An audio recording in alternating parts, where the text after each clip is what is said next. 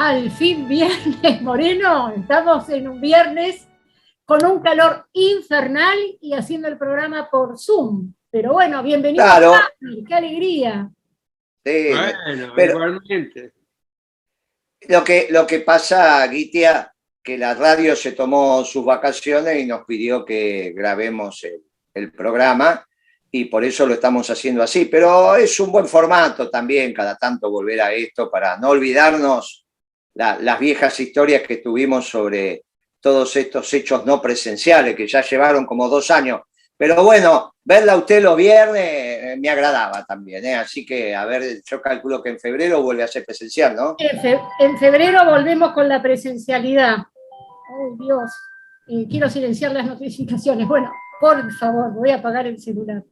Pero eso le pasa también en la radio, ¿eh? No, pero ¿sabe qué me pasó? Que le saqué el audio, pero las notificaciones me entran igual. Así que ahora voy a silenciar las notificaciones. Bueno, seguimos. Yo le explico cómo se hace. Un balde de agua y lo pone adentro. Claro. ¿Con agua o sin agua? No, tiene que ser con agua. Si no va a seguir sonando. Listo, tiene que ser con agua, sí. Usted ponga todo en vibrar, Gitia, que no se fija, esto no le pasa más. Ya está todo puesto en vibrar. Ya está todo en vibrar. Y no tenemos la presencia de Bea por ahora, ¿no? Me parece que tiene mala señal y no. La estamos esperando, ojalá pueda llegar a ingresar, aunque sea en parte del programa. Muy bien. Bueno, Moreno, Pablo, es una semana caliente con temas que son el cuento de nunca acabar, ¿no? Lo del Fondo Monetario es una cosa tremenda. Sí, yo precisamente era lo que le iba a preguntar a Pablo. Yo creo que quedan 2 temas, ahora le vamos a dejar a Chaliú que desarrolle, pero yo creo que se nos van planteando 2 parteaguas, dos espacios que van definiendo cómo se ordena políticamente la causa nacional. Y hablo especialmente de la causa nacional, a donde no estoy incluyendo al actual gobierno. Y esto es lo que está aconteciendo. Primero, si vamos y deseamos y vamos a generar las políticas en esa dirección para tener una Argentina industrial. Sabiendo que si no hay una Argentina industrial, no se va a agotar la fuerza de trabajo y por lo tanto vamos a tener una tasa de desocupación siempre muy importante, siempre muy importante. La única posibilidad que la Argentina agote su fuerza de trabajo y quede en una tasa friccional del 2%, ahí lo que usted cuando va a hacer la encuesta encuentra siempre hombres y mujeres que no están trabajando, que quieren trabajar, pero que están buscando trabajo. Un 2% de la población económicamente activa ya se considera, un 2-3% se considera plena ocupación. Esa es la economía peronista. Imposible que la fuerza de trabajo tenga ocupación formal, con sus registros, con sus obras sociales, etc., sus vacaciones, bla, bla, bla, bla, bla, si no hay industria en la Argentina. Y el segundo parteaguas, me parece muy importante también, es que estoy observando una ofensiva ya bastante descarada sobre el Papa Francisco. Hay algunos reportajes, ya aparecen los memes, ya aparecen los hechos que van transformando a su santidad en un actor más de la discusión barrial. Y esto no puede ser. Su santidad es el guía espiritual de la nación y yo convoco seriamente a los que hoy están teniendo expresiones indecorosas para su santidad, que junten en una mesa hipotética, en un Zoom, a todos los líderes mundiales, se llame Biden, la reina de Inglaterra, Macron, Putin, el presidente chino y el que quieran, y que a cada uno le den 10 minutos para explicar qué mundo querrían, cuál sería su mundo ideal. Y no hay ninguna duda que la mayoría de nosotros, incluso de los que hoy quizás estén denigrando a su santidad, van a encontrar que en el mundo que se imagina el Papa, nosotros estamos no solo incorporados como pueblo, no solo somos relevantes como actores sustantivos, sino que coincidimos con lo que describiría su santidad. Entonces, no necesitamos estar en todo de acuerdo con el Papa Francisco, pero de ahí a pensar que se lo puede maltratar hay una distancia fenomenal. Y esto sí tiene que ver también con el proceso sucesorio que se va a dar en algún momento en nuestra Santa Iglesia y que el Papa está modelando como corresponde a todos los papas. Hay una continuidad, obviamente que después viene el colegio cardenalicio y ahí elige, pero esos cardenales son elegidos a su vez, especialmente por su santidad, con los dimes y diretes de las iglesias locales. Y esta situación llegó a la iglesia argentina y se está masificando en las fuerzas del peronismo. Por eso yo alerto sobre este tema. Que cambiemos, que los radicales, que el PRO, que esto, que aquello, bueno, eso ya nos acostumbramos. Pero que intenten maltratar al Papa en la causa nacional es un contrasentido. Y nosotros claramente nos posicionamos bajo la conducción estratégica de su santidad, que implica comprender, apostar, militar, para que ese diseño que tiene su santidad del mundo sea realidad. No que va a opinar si la interna del peronismo, la radicalismo, quién va a ser el candidato a presidente, esas son cosas que quedan en manos de los que conducen tácticamente la fuerza en sus distintas expresiones, y estoy hablando de la causa nacional. Ahora, dentro de la causa nacional estoy viendo estos sinsabores y alerto y digo, mire, para nosotros estos son los parteaguas. Aquellos que no quieren una Argentina industrial y aquellos que no coincidan con la conducción estratégica del Papa en términos de este es el mundo al que apostamos, me parece que están yéndose de la causa nacional, que es aquella que tiene al pueblo como el sujeto principal de la historia. Pablo, ¿cómo estás viendo las negociaciones con el fondo? ¿Cómo ves que esto va andando? Y obviamente parte de lo que hice en la introducción tiene que ver también con esta Argentina que todos pensamos que podemos hacer o que no podemos hacer. Vos sabés que los dos temas que tocaste en la Argentina están relacionados. Porque esa Argentina postindustrial, esa Argentina del subempleo, esa Argentina elitista, no tiene nada que ver con el Papa. Y si vos lo tenés al Papa enfrente y el Papa te empieza a marcar directo e indirectamente una serie de cuestiones, bueno, es un problema difícil de superar. Así que me parece que están relacionadas ambas cosas, Guillermo, que vos, digamos, muy lúcidamente pusiste sobre la mesa. Ahora, con respecto al Fondo Monetario, mi impresión es que se va a firmar con el fondo. Sería suicida no firmar con el fondo.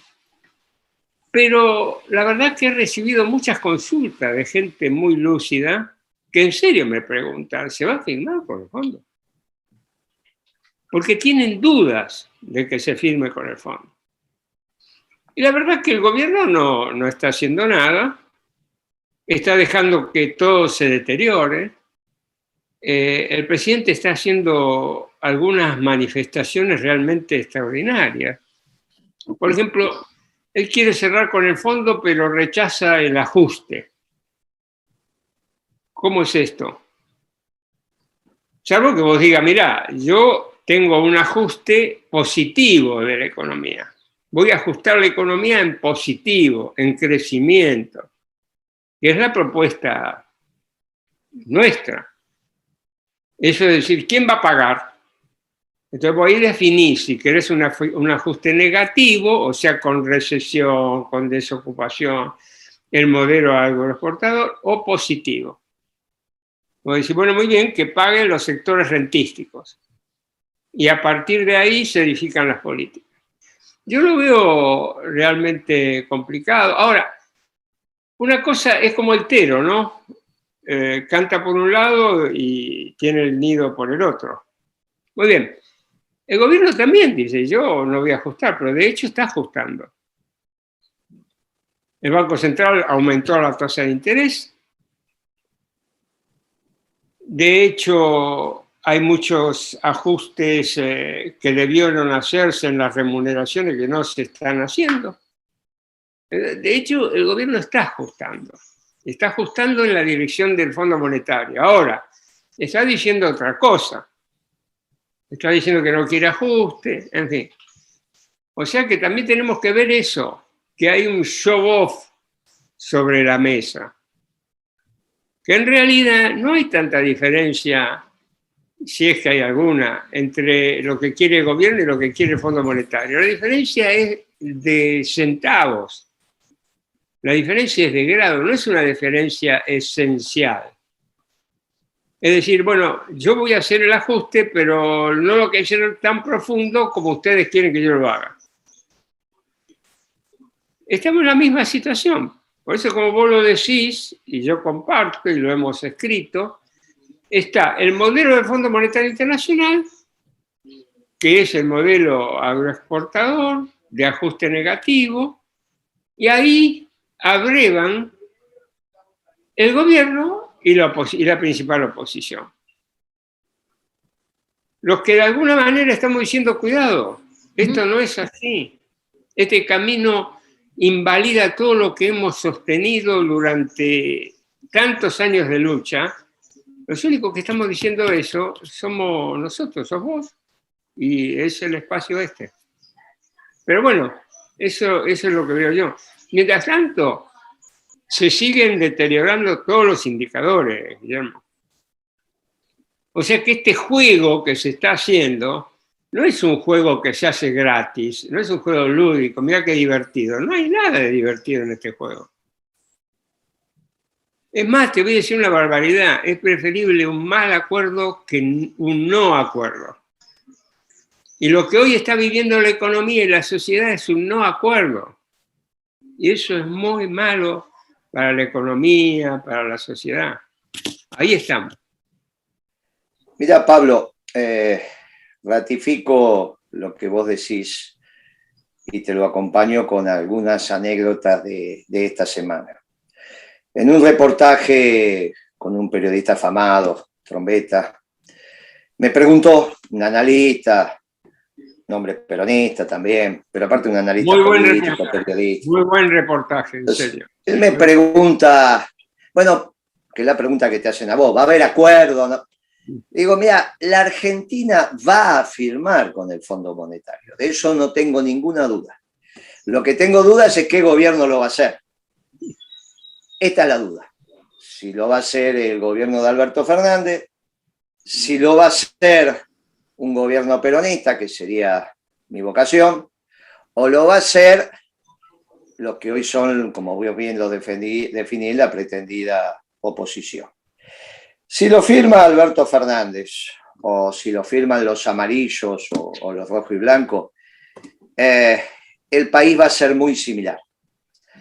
Es este país agroexportador, como lo has definido vos con precisión, donde la tasa de interés te vuelve a poner en valor el vector especulativo rentístico. Por eso, en ese comunicado de prensa que dio a conocer el Fondo Monetario el 10 de diciembre, eso está explicitado con claridad pristina. Miren, la tasa de interés tiene que ser real positiva al margen de cuánto sea la inflación. Si la inflación ya fue 51 y vos proyectás que va a ser arriba de 45, 55, 65, lo que dé, bueno, la tasa de inflación de interés tiene que estar arriba de eso.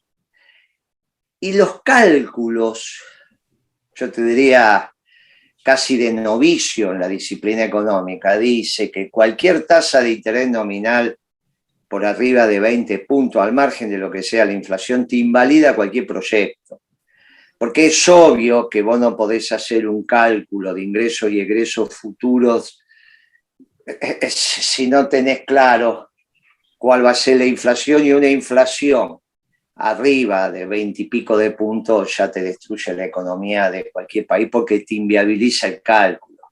Porque vos sabés que todo esto se espiraliza y aparte siempre hablamos de modificaciones promedio de precios, que es la inflación. Pero si vos estás en una actividad específica y resulta que esa actividad va muy por encima de una inflación del 60%, supongamos, vos cuando veas ahora la apertura de la inflación manifestada por el propio INDEC, hay sectores que te están dando 70 y pico. Así es. Pero dentro del sector, por ahí hay nichos que te hablan del 100%. Así es. Entonces, si ese 100% es tu proveedor, se te quedó con tu negocio, porque quizá vos no podés aumentar lo que él te aumenta. Entonces, esto hay que tener muy claro cuando se habla de la inflación, que no es que todo el mundo, es un promedio, ponderado, obviamente, en la canasta, etcétera, etcétera. Pero lo que te quiero significar que hay sectores que van por abajo, por arriba, pero incluso dentro del propio sector puede haber empresas que están muy por arriba. Y si ese es tu proveedor, resulta que te quedaste sin negocio. Él te aumentó el 100 y vos no podés aumentar más del 65. Bueno, se te quedó con tu negocio. Y encima tenés una tasa de interés. Miren, muchachos, no hay ninguna posibilidad de hacer una economía de producción y trabajo con estos valores de devaluación, de inflación, de tasa de interés. Lo único que te va a permitir ganar plata es el esquema especulativo rentístico, que ya lo vimos en el plan de convertibilidad, lo vimos ahora, también de X y los para acá, y que está fracasando. Sí. Guillermo, mira, ahí hay una contradicción espectacular, ¿eh? Porque en realidad cuando el Banco Central aumenta la tasa de interés, ¿quién es el mayor pagador de esa tasa de interés? Claro. El Banco Central. Es el Banco Central. Imagínate una tasa de interés del 55% con la deuda que tiene hoy el Banco Central. Eso es hiperinflación. No hay ninguna duda. Imagínate que los pasivos remunerados del Central ya entre pases y LELIQ está en 4 billones y medio. 4 billones y medio. 4 billones y medio es prácticamente el 10% por ahí del PBI. Es una barbaridad. El PBI debe estar 50, 48, 50 cuando lo terminen de calcular. O sea que vos estás hablando, 50 billones, ¿no? 48, 50 billones. O sea que vos estás hablando, haciendo números redondos, poco menos del 10%, entre 8 y el 10% de acuerdo a donde ponga el PIB. Es imposible, digamos. O sea, hay una parte del Estado que está teniendo esa deuda que se remunera a una tasa de interés que lo que te estaban planteando algunos osados economistas del establishment que ahora avalan la inflación es para licuar esa deuda. Pero resulta que el Fondo Monetario ya te dijo que no, Melconian y compañía, no, había dicho, bueno, la manera de, bueno, ya te están diciendo, mire, porque claro, el Fondo Monetario como garante del sistema financiero internacional también es garante del sistema financiero argentino, entre comillas, por lo tanto, si esas son deudas que tiene el Banco Central con el sistema financiero argentino, dentro del cual hay determinadas instituciones con capitales controlantes extranjeros, es obvio que también los tiene que defender. Bueno, esta es la discusión que estamos teniendo. Esta es por qué estamos en condiciones de decir que vamos hacia un esquema donde la producción no va a ser el eje. Y especialmente no va a ser el sector industrial. Y está muy bien lo que vos aclarás sobre su santidad. Vos fijate que a raíz de las declaraciones de su santidad sobre hijos y mascotas se armó todo un esquema donde ya salieron artículos periodísticos enmendándole la plana al Papa, sin haber leído en profundidad lo que había dicho el Papa, ¿no? Simplemente agarraron algunos extractos de las declaraciones y sobre eso han hecho artículos. Bueno, por eso la mención que estaba haciendo sobre, miren, se están metiendo con el líder espiritual de la humanidad, pero a su vez con el único que tiene un modelo de mundo que contiene a los pueblos, que contiene a los pueblos. Claro. Ese es el punto. Escúchenme, compañeros, yo escuchándolos a ustedes atentamente ante esta preocupación y esta tensión fuerte que hay entre lo que planteamos nosotros, que es una Argentina industrial, con un modelo de desarrollo industrial, es una vieja disputa, es histórica, y ellos que vuelven a plantear una Argentina en este momento postindustrial, ¿no? Saldan esa discusión con una Argentina postindustrial, de manera indirecta, pero digamos, hay muchos datos que sostienen esta tendencia hacia una Argentina postindustrial. Por un lado, las dificultades que tienen las empresas vinculadas a la producción para producir concretamente en nuestro país. Digamos, nosotros estábamos hablando incluso, digamos, venimos planteando la importancia del vector energía para garantizar justamente una Argentina industrial. Y me llamó, digamos, por elevación planteo esto, pero me llamó profundamente la atención. Digo, no es que me llama la atención, realmente parece figurita repetida todo el tiempo. Cuando el presidente de la Nación habla, hoy habló, ayer habló el presidente de la Nación, no solamente se puso contento porque, digamos, comparó la inflación de diciembre de este año con la inflación de diciembre del año pasado y lo festejó. Yo me pregunto, ¿qué está festejando el presidente de la Nación cuando la inflación anual, digamos, de este año llega casi al 51%, pero además plantea alegremente, como si él no fuera el presidente de la Nación, que estamos también ahora en este momento frente a una crisis energética, porque, digamos, la crisis energética, debido, digamos, a la alta demanda, también, digamos, el vector energía, no solamente en cuanto a su precio, sino en cuanto a su accesibilidad para la producción. La producción necesita de energía. Entonces el presidente hoy plantea alegremente, tenemos otro problema, el problema energético, como si él no fuera el presidente de la Nación,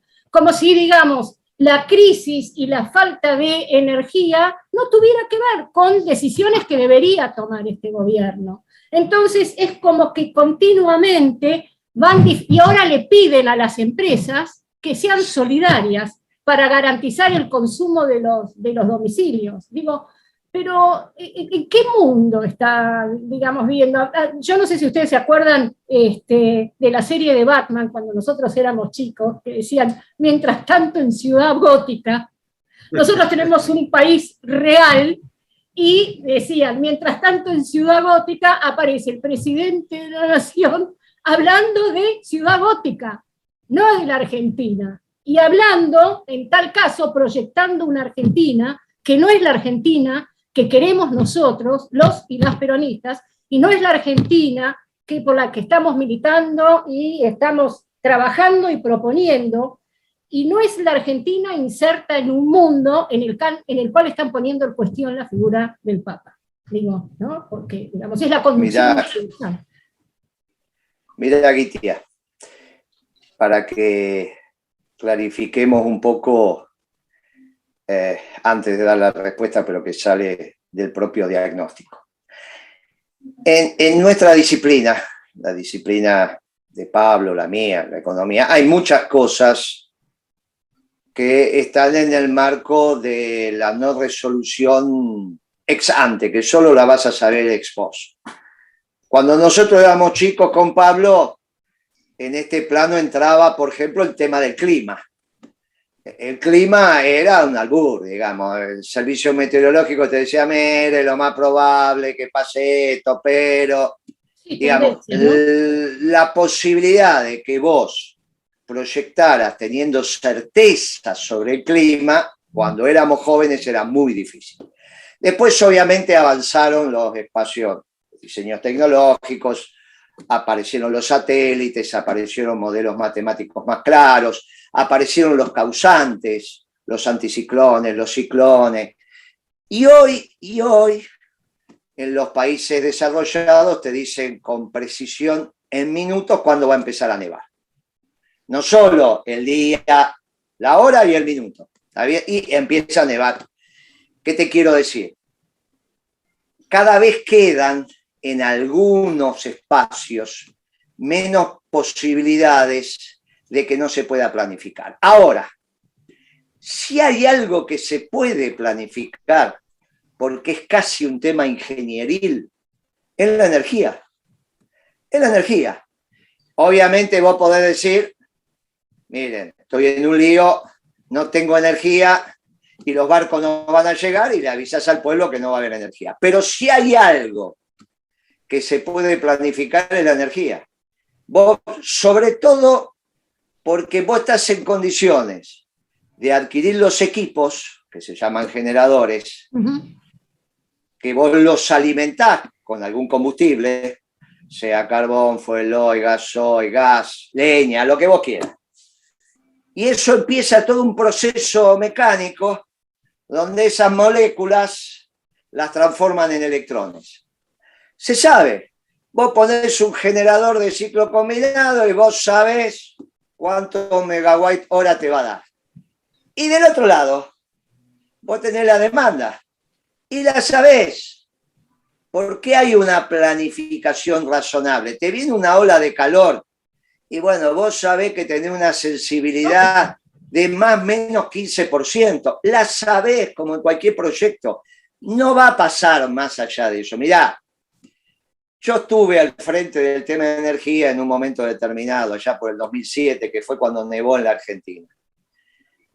Y había un problema muy serio de gas. Los técnicos del área te decían, mire, Moreno, el pico es de consumo de gas, es el viernes a las 10 de la noche. Te explicaba, la gente hace pizza, sale, vuelve, en invierno obviamente, ¿no? Llega, quiere estar, se queda mirando televisión, pero a las 10 y 30 segundos, 10 y 30 segundos, baja el consumo violentamente. Yo te lo cuento así, vos decís, bueno, che, Moreno, no exagere. A mí me tocó estar en la sala de comando del gas de toda la Argentina. Hay una sala de comando del gas de toda la Argentina. De toda la Argentina. No de la capital, de toda la Argentina. A las 10 alcanzó su pico. Y a las 10 y 30 segundos, porque hay un reloj enorme que vos lo ves, ya había empezado a bajar violentamente. ¿Por qué te cuento esto del gas? Porque se puede planificar. Esto que está pasando ahora es porque obviamente vos tenés que planificar la generación, tenés que planificar cómo llevas esos electrones hacia los centros urbanos. Son el tendido de alta tensión, media tensión, y después cómo te llega a tu casa. Esto se puede planificar, casi es un tema ingenieril. Y en el mundo no es que faltan generadores, por ahí te faltan algún transformador. Pero es cuestión de planificar. A 6 meses vista no te van a faltar transformadores. Es un problema de planificación. Es lo único que hay que hacer. Tenés que planificar cuándo le vendés el gas a los chilenos y cuándo usás la energía que generan las hidroeléctricas. Mirá, pero él lo plantea como algo contingente, lo plantea como si viniera de afuera. Pero es muy sencillo. Mirá, lo que pasa es que lo que no se hace con la cabeza, después te lo tenés que bancar con el cuero. Por eso te lo comparé. Mirá, hay otros factores en nuestra disciplina que son muy difíciles. Pero la energía, no. Se planifica, se ordena. Es simplemente hechos ingenieriles. Lo ponés a trabajar. ¿Sabés qué pasa, Guillermo? La base de eso que vos estás diciendo, hay dos bases. Tener una cabeza apropiada y tener la voluntad de trabajar. Acá no hubo voluntad de trabajar. Si vos sabés que venía lo que venía, ¿qué es lo que previste? No previste absolutamente nada. Es increíble, pero vos sabías cómo iba a ser esto. Si ya estaba el pronóstico del tiempo hace 15 días que te decían que esta va a ser una ola de calor, vas a tener calor entre 36 y 38, zonas al 40, 41. ¿Cómo es que no planificaste esto? Pero bueno, ahí estamos. Si no tenés cabeza, no funciona. Pero si no tenés ganas de trabajar, tampoco funciona, ¿eh? Pablo, te voy a contar experiencia personal, porque si no... Año 2007. Obviamente, a través de los superiores correspondientes, me llaman y me dicen, bueno, como secretario de Comercio garantiza el abastecimiento eléctrico. de alguna manera me hago cargo. Y hay dos áreas de control específico. Lo que tiene que ver con el gas, que está acá en Don Bosco y Boedo, por ahí. Si no, es Boedo, es Massa, me parece. Bueno, por acá, en Almagro, donde están transportadora de gas del sur, transportadora de gas del norte. Es muy sencillo. Ahí está la sala de comando. Y la otra es Camesa, que es en Puerto Madero. Empiezo por Camesa. Teníamos el Chocón bastante vacío. Creo que era uno de los momentos claves, se había vaciado el Chocón. Entonces, mi primer pregunta en Camesa es, muchachos, en la cuenca del Neuquén, que es donde se abastecen la mayoría de las hidroeléctricas, la otra la tenés en la zona de Iguazú, Paraná, además allá en Yacyretá. Y otra en el río Uruguay. Muchachos, ¿cuánto agua entra y cuánta agua sale al Atlántico? Suelto de cuerpo me contesta, no, sale más de la que entra. Y entonces, ¿cómo vamos a llenar el Chocón? Estamos en un problema, no podemos generar. Claro, y entonces me dice, bueno, lo que pasa que esto empieza, muchachos, ordenen cerrar las compuertas ahora mismo por instrucción mía. Claro, bien. No tenemos energía. Claro, en ese momento no, que llamé a los gobernadores que tenía que llamar, se terminó, se empezó a llenar el Chocón. Así como te lo estoy diciendo, así como te lo estoy diciendo. Pero claro, alguien tenía que ir y decir, muchachos, termínenla, ¿qué estamos diciendo? El segundo tema es con el gas. Mira, ciertamente no teníamos gas para todos. Sobre todo no teníamos gas para el complejo vinculado a la siderurgia, donde tenés dos grandes usuarios. Por un lado a Sindar, por el otro lado el grupo Techín, que era en aquel momento Tenaris, Caño Sin Costura o Chapa. Cada uno consume en aquel momento 1 millón de metros cúbicos de gas. Vos no lo tenías. Y no tenías para los dos. Entonces te pusiste de acuerdo, no tenías para los dos al mismo tiempo, que uno trabajara a turno y otro trabajaba a contraturno. Perfecto. Y entonces siempre tenían el millón, ellos tenían que arreglar.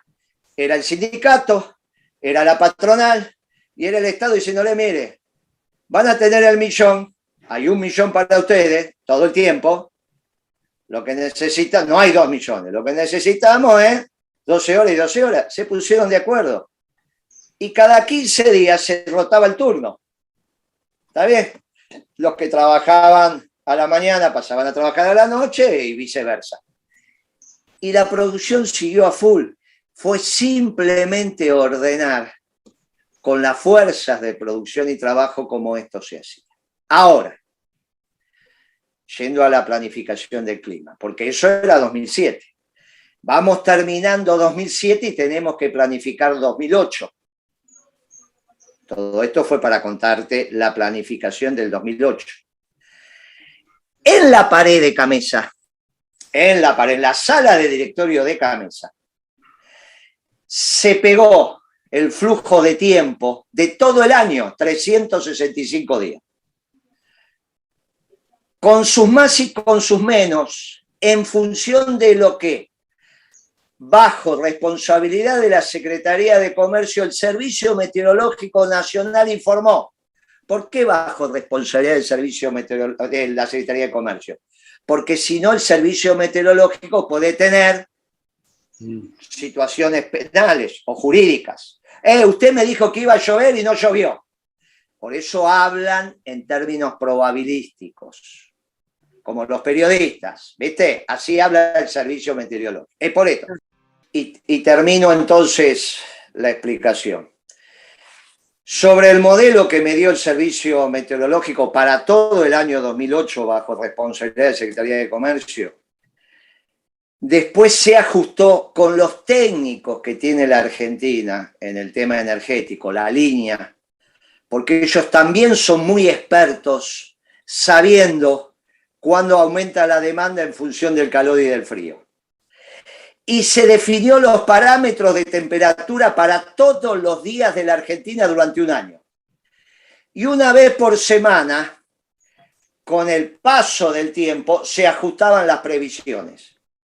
Insisto, primero el modelo del servicio meteorológico, ajustado por los técnicos de línea de la Secretaría de Energía y de CAMESA de la Argentina. Y después por la realidad, en función de lo que te iba pasando. Mirá, el margen de error fue mínimo. Fue mínimo. Con lo cual, vos sabiendo que tenías un efecto niña, y se sabe desde hace rato que vas a tener un efecto niña, esto se sabía, por ahí vos decís, bueno, una temperatura récord de 42, 43, no es normal, y vos decís, bueno, voy a tener 39, bueno, como siempre vos funcionás con el sistema con 10-15% de margen, eso te lo acepta. Mirá, es el desorden de estos muchachos socialdemócratas que no quieren planificar nada y piensan que la vida es el día a día. En esto también se ve esta cabeza de chorlito que tiene. Entonces, te decía Guitia, pudimos planificar todo el año 2008 en términos de variabilidad térmica. Y la verdad que el acierto fue contundente y no tuviste mayores dificultades. Y como no tenías el gas suficiente, la discusión en ese momento con YPF en manos de los españoles era: hay que aumentar la producción de gas. Bueno, ahí es que empiezan los primeros que sí que no de Vaca Muerta.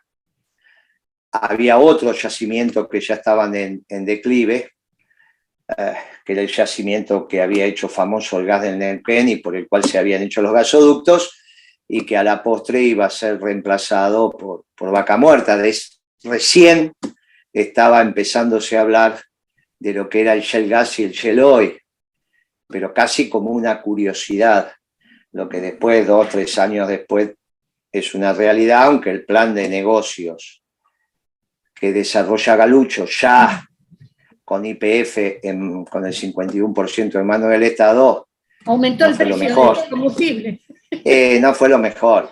En ese momento el debate con la Secretaría de Comercio era si el plan de negocios era por el offshore o el plan de negocios era por el shale, por el combustible en esquisto, digamos. La verdad que no fue el plan de negocios que hizo Galucho el apto. Habrá sido para él en términos personales, ahora es multimillonario, empezó como empleado, claro, empezó como empleado de YPF y a los 3 años termina siendo petrolero, ya es una decisión, bueno, él sabrá.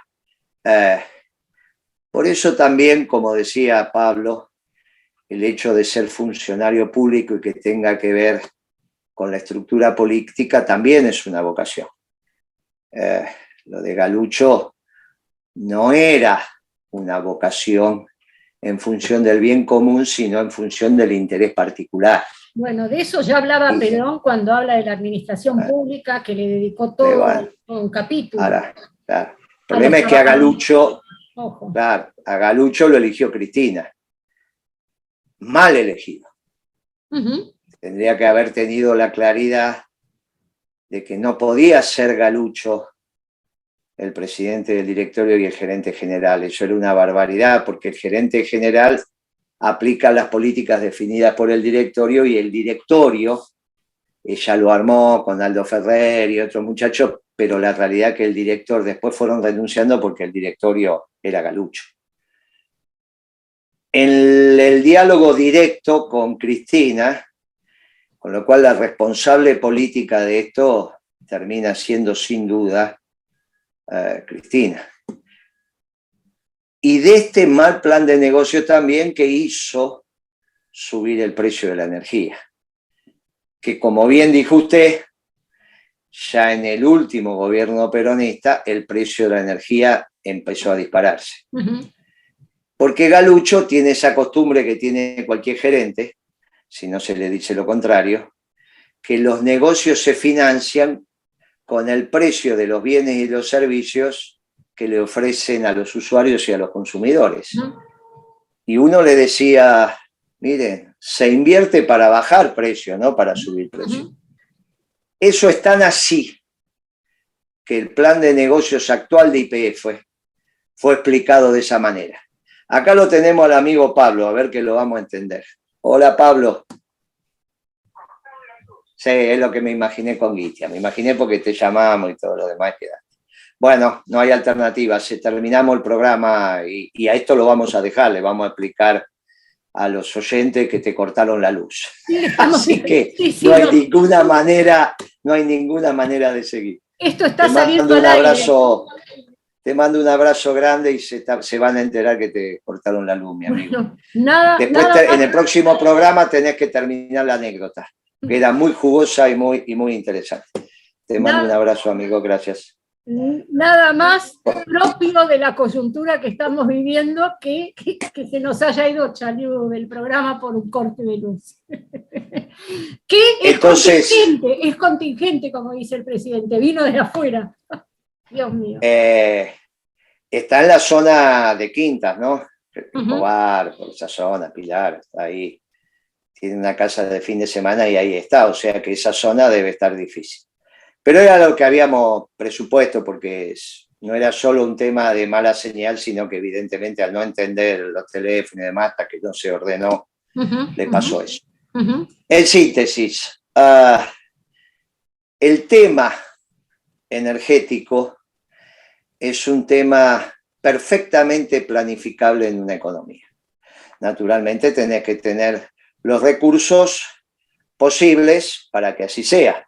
De la misma manera que Randazzo te llamaba una vez cada tanto y te decía necesito 500 millones de dólares, que será el número, para comprarle los trenes a los chinos, también el secretario de Energía te puede llamar y decir necesito X cantidad de dólares para comprar los 2 parques que tenemos que comprar, o vamos a hacer la planificación de estas represas, o vamos a hacer este tendido de alta media tensión, o vamos a mejorar toda esta distribución eléctrica porque está antigua y no soporta la variabilidad térmica que se da en los días de calor, y bla, bla, bla, bla, bla, bla. Mire, y con esto la voy dejando el cierre, pero seguramente esto que le voy a contar no se tiene por qué saber si no pasaste por el sector. Cuando usted pasa por el puente de La Boca, ¿vio cuando pasa desde Avellaneda para La Boca por el puente viejo, no por el puente Pueyrredón? Cuando viene por la autopista La Plata para Capital, o cuando va, es lo mismo. Cuando usted pasa ese puente, suponiendo que venga de La Plata para la capital, a la derecha usted tiene la desembocadura del riachuelo. No sé si usted se ubica. Te va manejando, muy desubicada. Te va manejando, mira para la derecha y está la desembocadura del riachuelo en el... Obviamente no se quede mirando eso, mira un poquito, pispea y vuelve a mirar para la derecha. Sí. Bueno, muy bien. Ahí tiene 2 centrales eléctricas muy importantes de abastecimiento de energía para el Gran Buenos Aires. La otra es Central Puerto. Una es Docsur, la otra es Costanera, Central Puerto. Y están unidas por un cable enorme, importante. Bueno, ese cable que usted ve a lo lejos, porque está justo en la desembocadura del riachuelo, cuando funcionan las centrales y tiene que transportar energía, o sea que el sistema está a pleno, vio que cuando usted deja un cable eléctrico hace una comba por las tensiones del propio cable. Usted como vieja estudiante de ingeniería eso lo sabe. Tiene las 2 torres y tiene el cable que hace una curvatura hacia el sector de la gravedad, digamos, ¿no? Para que se entienda que la curvatura es hacia la Tierra. Bueno, el desplazamiento de ese cable cuando circula electricidad es de 1 metro de altitud. O sea, la curva del cable, cuando está cargado... Oscila. No es que oscila, o sea, oscila una vez en el periodo. Cuando tiene carga, se desplaza 1 metro. O sea, la curvatura disminuye 1 metro. Y cuando no tiene carga, hay 1 metro de distancia con carga o sin carga. O sea, imagínense lo que es el sistema de transporte de electricidad. No es lo que uno está acostumbrado con el cable de 2,5, que también es transporte de electricidad, pero es el hogar. Bueno, todo eso se planifica. No hay ningún inconveniente. Tenemos los ingenieros y los equipos técnicos para eso. Lo tienen las empresas y los tiene el Estado. Si esto nos pasa lo que nos está pasando, es porque falta cabeza o faltan recursos. Si lo que falta es recursos, es porque lo que está fallando es la economía. Y si falla la economía, lo que falla es el presidente. Por eso es preferible que este gobierno, dentro del marco de la ley y el orden y de lo que permita la Constitución, se termine lo más rápido posible. Venga un gobierno peronista dentro de la Asamblea Legislativa, el gobierno peronista haga un acuerdo con el Fondo Monetario Internacional donde la plata lo pongan los terratenientes y de esa manera empecemos a generar las bases de un modelo de desarrollo permanente y sustentable con orientación a la producción en nuestro país. Gitia, ¿cuál sería el final de esto?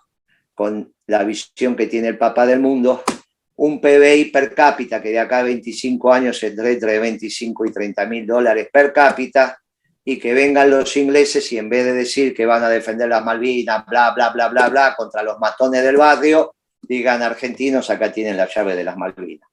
Y tras Cartón, ahí tendremos también nuestra pasión en la Antártida. Gitia, le dejo el cierre del programa. No, el tema de los ingleses y los matones de la Argentina me parece que es un tema que deberíamos tocar en el próximo programa. No es un tema menor, usted ya lo... no es una hipótesis de guerra ni de conflicto con los ingleses, pero hay muchas vías de resolución pacífica de esta situación que es estratégica para nosotros como argentinos. Bueno, no, simplemente creo que ha sido un programa contundente, atravesado fuertemente por la coyuntura, y no me queda más que saludar a quienes repiten nuestro programa, que es Radio Urbana de Comodoro Rivadavia, Radio FM 95.5 de Colón, Entre Ríos, y Radio City 103.5 de Granadero Baigorria de Santa Fe. Saludar a todos los compañeros y a todas las compañeras, que pasen lo mejor posible este fin de semana caluroso y este año muy caliente, que viene muy caliente y dificultoso. Que tengan un buen fin de semana, y saludar a los operadores de Radio Caput y las operadoras de Radio Caput, a todo el equipo, a nuestro compañero Fernando Molgaray, a Pimpi y a Bea, que no pudieron sumarse al programa, y a Pablo, que tuvo que salir de manera rauda y veloz. Y bueno, como siempre, nos encontramos el próximo viernes.